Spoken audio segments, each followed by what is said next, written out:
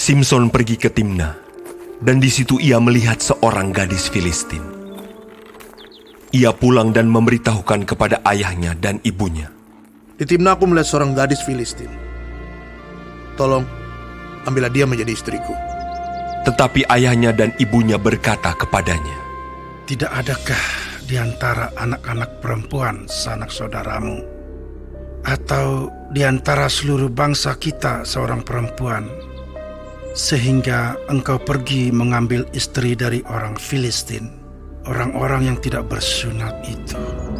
Tetapi jawab Simson kepada ayahnya, Ambillah dia bagiku, sebab dia aku sukai.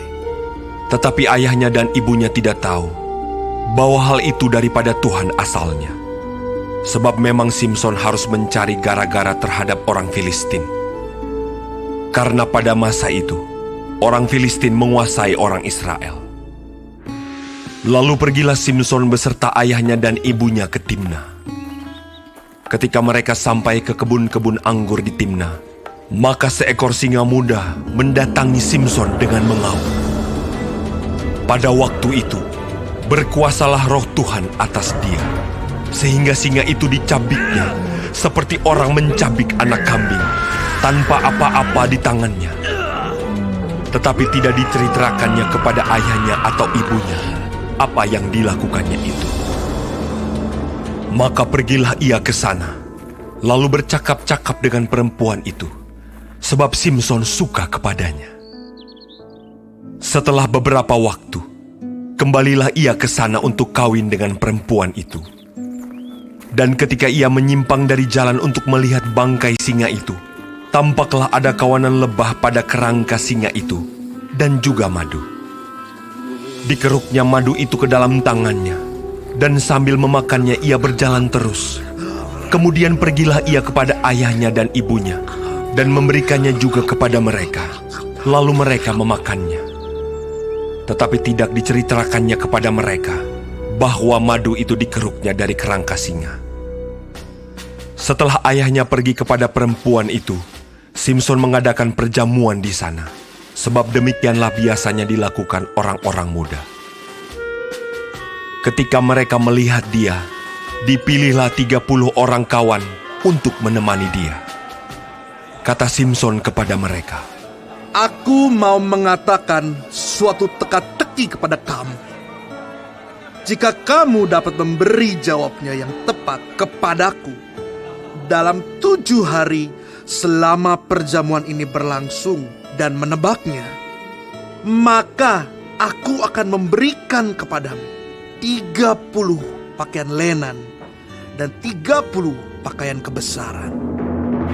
Tetapi jika kamu tidak dapat memberi jawabnya kepadaku, maka kamulah yang harus memberikan 30 pakaian dalam dan 30 pakaian kebesaran kepadaku. kata mereka kepadanya. Katakanlah teka-tekimu itu, supaya kami dengar.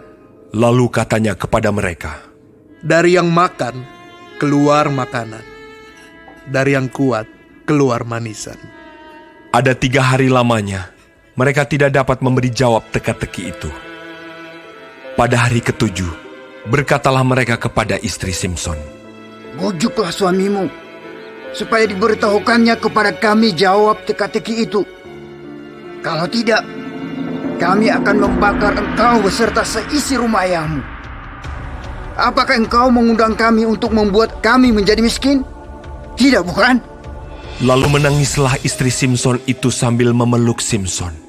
Katanya, Engkau benci saja kepadaku dan tidak cinta kepadaku. Suatu teka-teki kau katakan kepada orang-orang sebangsaku, tetapi jawabnya tidak kau beritahukan kepadaku. sahutnya kepadanya, Sedangkan kepada ayahku dan ibuku tidak kuberitahukan. Masakan kepada engkau akan kuberitahukan. Tetapi istrinya itu menangis di sampingnya selama ke-7 hari mereka mengadakan perjamuan itu. Pada hari yang ke-7, diberitahukannya lah kepadanya, karena ia merengek-rengek kepadanya.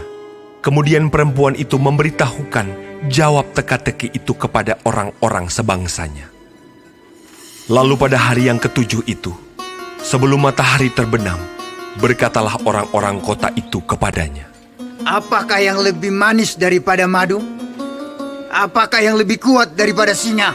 Sahutnya kepada mereka, Kalau kamu tidak membajak dengan lembu betinaku, pasti kamu tidak menebak teka-tekiku.